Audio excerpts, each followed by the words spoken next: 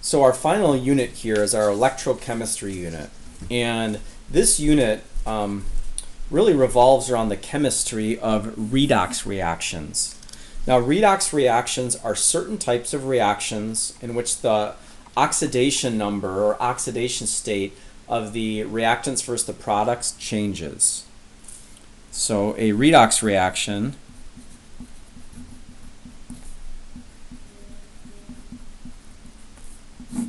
is one in which the oxidation numbers or oxidation states change from reactants to products.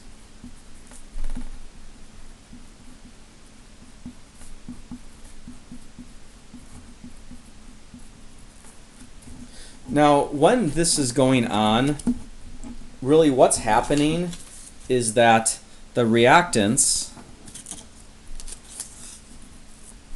and the products are gaining and losing electrons. So electrons are being gained somewhere and being lost elsewhere. So they have to be gained and lost. So it's electrons being gained and electrons being lost through these chemical reactions. And again, to mention, not all reactions are redox reactions. So how do we know if the electrons are being gained? Well, we know the electrons are being gained and lost when these oxidation numbers are changing. I actually want to get that down. So electrons are being gained and electrons are being lost. So how do we know this is going on? Because the oxidation numbers are changing from reactants to products. So what the heck is an oxidation number or oxidation state? Well, let's flip this over to go over some of the rules. Now, these rules can become more complex than we will discuss. I want to go over the basics. So in our course, what I'm going to show you will always work. I will not give you some of the anomalies or some of the atypical situations. So when we are talking about oxidation numbers, it is kind of like the charge of an element. It is kind of like the charge of an element. I'm not even going to write that down because that is not exactly what it is. Let's just go over the rules. Oxygen. So this is oxygen, not a zero. Oxygen in all of our examples will have an oxidation state, kind of like a charge of -2. Always? Yeah, always. Now that is when it is in a compound. So oxygen in a compound will always have an oxidation state of -2. Hydrogen in a compound will always have an oxidation state kind of like a charge of +1. Now, in compounds, ions are always going to have an oxidation state that is the same as their charge. So the oxidation numbers for ions are their charge in that compound. And remember how great we were with identifying the charges of those elements and compounds earlier in the year. The alkali metals are always +1, the alkaline earths are always +2, the halogens are always -1, so on and so on. Okay, now the last rule we're going to use here is that a pure element,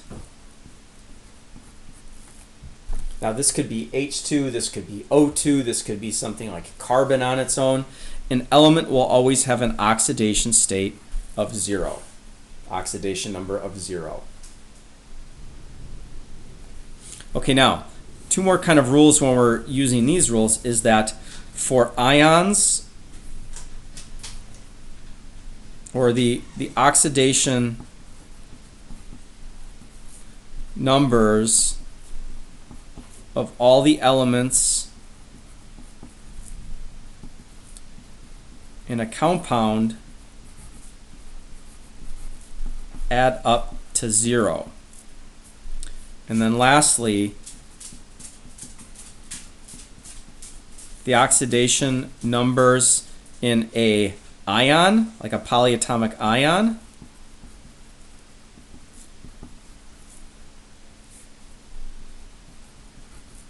add up to the charge of that ion. Okay, now, what about for elements that aren't listed here? Well, you can always figure it out by looking at what they're with. So let's go down and let's just go through a bunch of practice here. Okay, so CrO42 minus. What do we know here? We know that oxygen is always -2. There's four oxygens in this compound. So 4 times -2 would be -8. We know that this entire thing needs to add up to a -2. So now I'm thinking, how many chromiums are here? CRs. There's only one of them. So I would say blank minus 8 equals -2. That means this chromium must be a +6. So the oxidation states of these elements would be +6 and -2. And these would be the questions we're trying to work on here. Okay, what about over here, MnO4 minus? What do we know again? We know oxygen in a compound is always -2. There's 4 oxygens in this compound. 4 times -2 is -8. We know the net here has to be the same as this -1, so all of this has to add up to -1. There's only one Mn here, so I would say blank plus -8 equals -1. Well, this Mn must be a +7 then. So the oxidation states in this compound, the manganese is a +7, the oxygens are -2. Okay, for problem C here, S8, I only have one thing here. This is an element. That's a 0. The oxidation numbers of elements are always 0. Over here, HCO3, well, we know that hydrogens are always +1 for our examples. Oxygens are always -2 for our examples. So now we need to figure this out. There's one hydrogen at a +1. Let's wait on carbon. There's 3 oxygens at a -2. And all of this has to add up to a -1. So 1 plus blank plus -6 equals -1.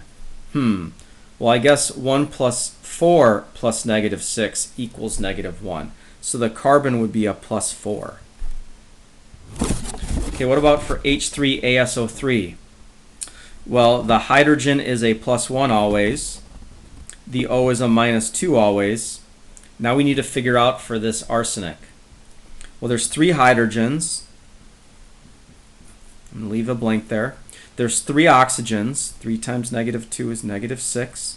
And since there's no charge here, this time this compound is not a polyatomic ion, so this just all has to add up to 0. So 3 plus blank plus -6 equals 0. The arsenic must be a +3. Cr2O7. There's 2 chromiums. We don't know what they are, so 2 times blank plus. There's 7 oxygens. They're -2 each. So that would be -14. This equals -2, the charge of the polyatomic ion. So 2 times blank plus -14 equals -2. Well, I know 12 plus -14 equals -2, and then 2 times 6 is 12, so the chromium would be a +6. BiOH3, we know that oxygen is always a -1, -2.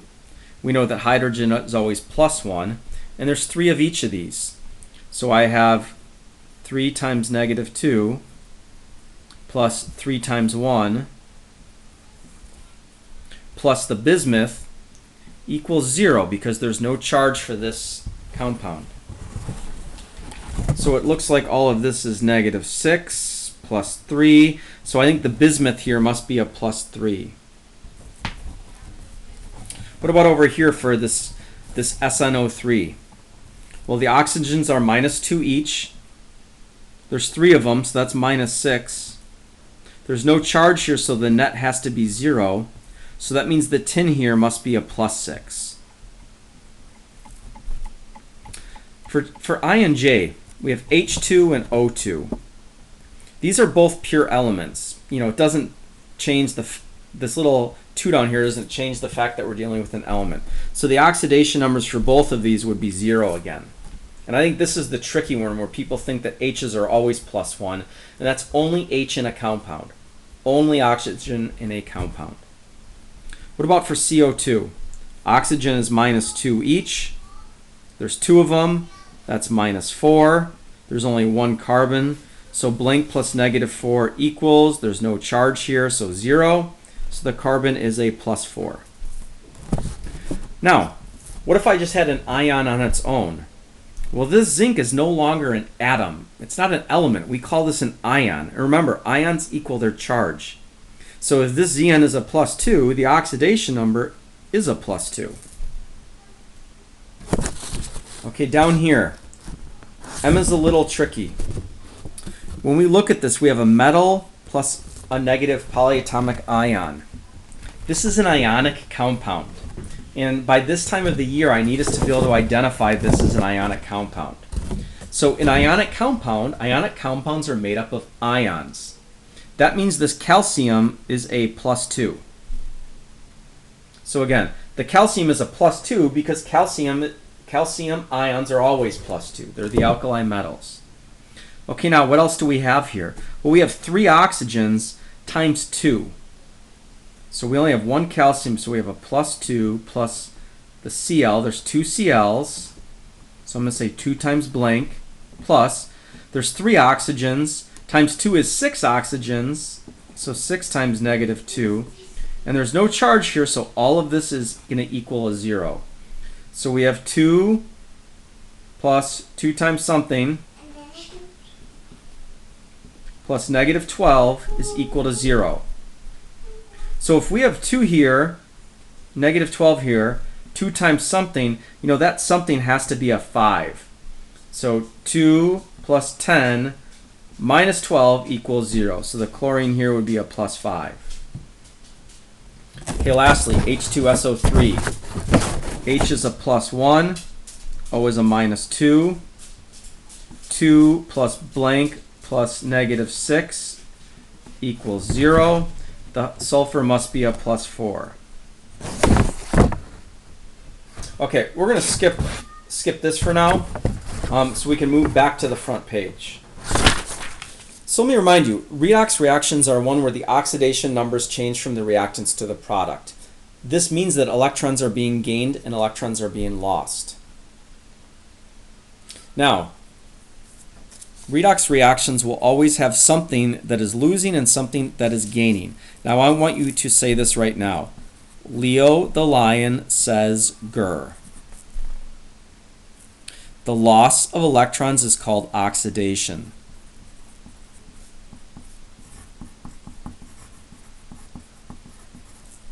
The gaining of electrons is called reduction.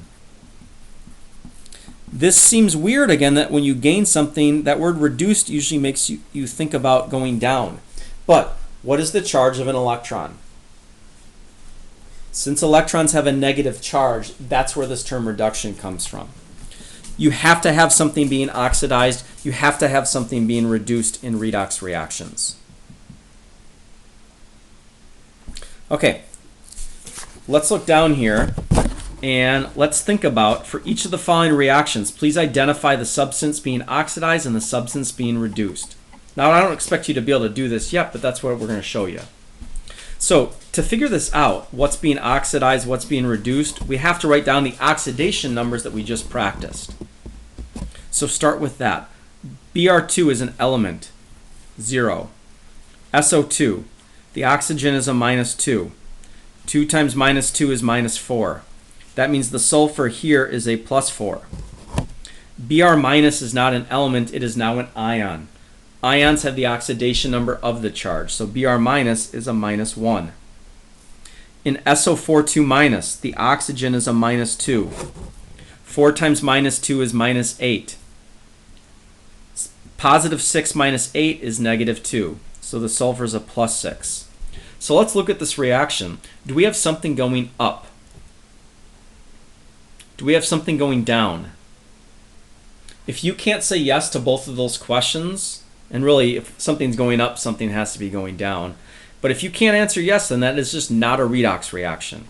Okay, here, what's going up?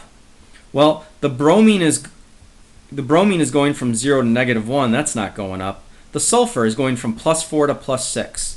Now, the thing being oxidized will always go up in oxidation number. So the thing going up is the sulfur. It's not the SO2, it's just the sulfur. Now what's going down? is the thing that is going to be reduced. Now I think this helps. When the oxidation number goes down, that's the thing being reduced. And it looks like the Br is going down. Now be careful, I wouldn't write a minus here. It's the Br element that's going down. Okay, keep going. For problem B, Na is a +1 in ionic compounds. Cl is always a -1 in ionic compounds. Silver is always a +1. Oxygen's always a -2. 3 times -2 is -6, so that means this nitrogen must be a +5. Ag over here is a +1. Chlorine's a -1. Na is a +1. NO3 again, +5 -2. Is anything changing from left to right? This problem is just not a redox reaction. Here's a hint. Anytime you see a double replacement,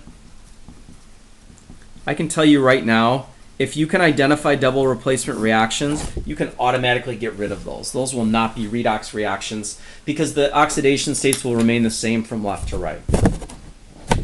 Okay, problem C, MnO4 minus. Oxygen is a -2. There's 4 of them. That means this manganese must be a +7. 7 minus 8 is -1. This iodine ion is a -1. This manganese ion is a +2. That's the charge.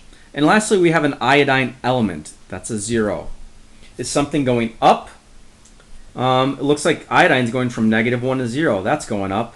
Is something going down? It looks like the manganese is going from +7 to +2. That's going down. So what's being oxidized here is the iodine ion now.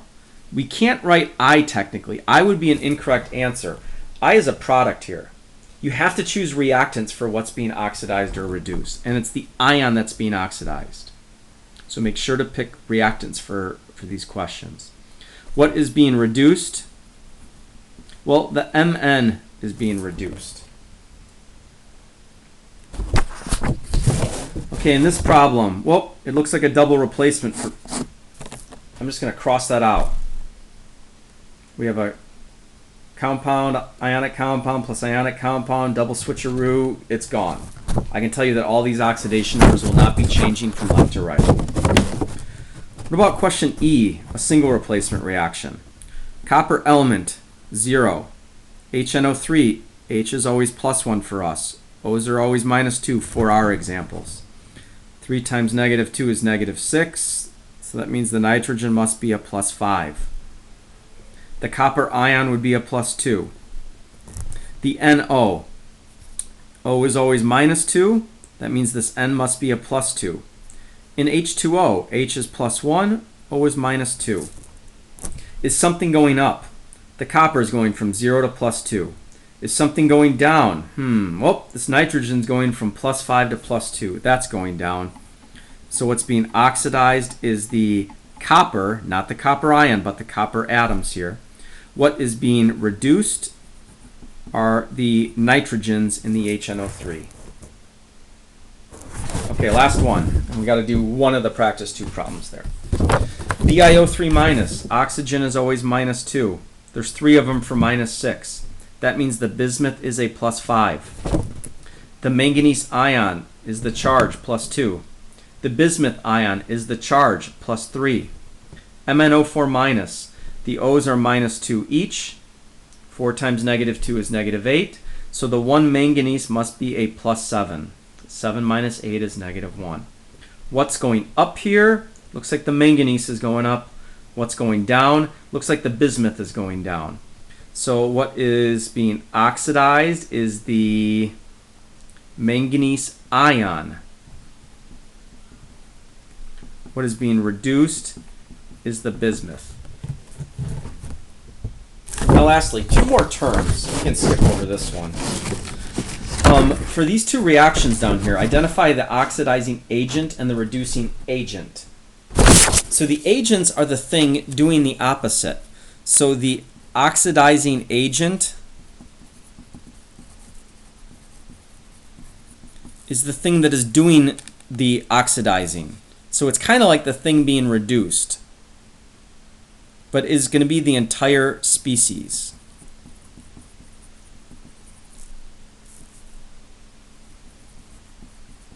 So the oxidizing agent would be the entire species that's being reduced. I'll show you what I mean by entire species in the trick in a minute. Now, what is the reducing agent? It's the thing doing the reducing. So that means it's kind of like the entire species that's oxidized. Okay, so for question 2 on practice 2 here. For each of the following reactions, please identify the agents here. Well, let's start with the oxidation states. Copper element is 0. Silver ions are the charge, +1. Copper ions are the charge, +2. Silver atoms are 0, because they're elements. Now, what is going up is the copper. So copper is going up. It is being oxidized, which means it is the reducing agent. Now, the Ag plus is going down from +1 to 0. That is being reduced, which means it is the oxidizing agent. Now, this didn't really require you to use that term species yet, but this next one does. Okay, this is a tricky one. So not saying what's oxidized and reduced here, but what are the agents? 2MnO4. The O is a -2. The Mn is a +7. H is a +1. O4 is -2. So 4 times -2 is -8. So that means these 2 carbons must be a +3 each. So 2 + 6 - 8 = 0. These hydrogen ions would be the charge, +1. Over here for CO2, oxygen -2. That makes the carbon here a +4. This Mn would be a +2. It's the charge. And then in H2O, we have a +1 -2. Okay, in this problem, what is going up? It looks like the carbon's going from a 3 to a 4. So the carbon is the thing being oxidized, but the carbon is not the entire species. The entire species is this thingy. So I would say, since the carbon is going from 3 to 4, the carbon is being oxidized, but it's the H2C2O4, which is the reducing agent. So we choose everything that had that carbon in it. And then the Mn is being reduced from 7 to 2, but that means the MnO4 being reduced is the oxidizing agent, not just the Mn there. Okay, now that we've gone through all of this, who cares? I don't like learning about oxidation numbers. Well, if we can get electrons to be gained and lost, and we can have a chemical reaction, and we can cause electrons to be gained and electrons to be lost. So this means we have electrons traveling. They're lost and then they're gained, and then they're lost and they're gained. What we've done is we've created a current, essentially. We've created a traveling electron. And what that does is it provides electricity, basically.